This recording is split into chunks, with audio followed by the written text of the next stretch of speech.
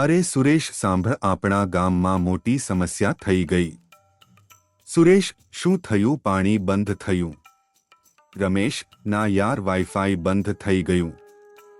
સુરેશ, અરે આપણા ગામમાં વાઈફાઈ ક્યારે આવ્યું?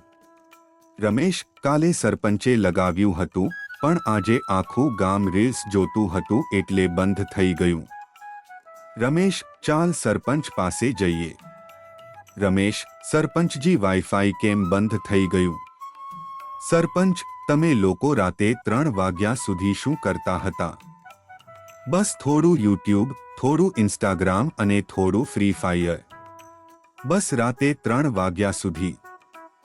સરપંચ, એટલે વાઈફાઈ નહીં? તમે લોકો થાકી ગયા હશો. ઠીક છે, પણ એક શરત છે, પહેલા ખેતરમાં કામ કરો પછી વાઈફાઈ મળશે.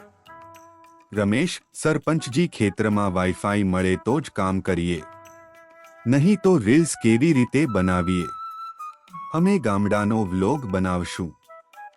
સરપંચ, ઠીક છે, વાઈફાઈ ચાલુ કરું છું. રમેશ, અરે નેટ આવી ગયું, જલ્દી રીલ બના. સરપંચ, આ તો મોટી મુશ્કેલી છે.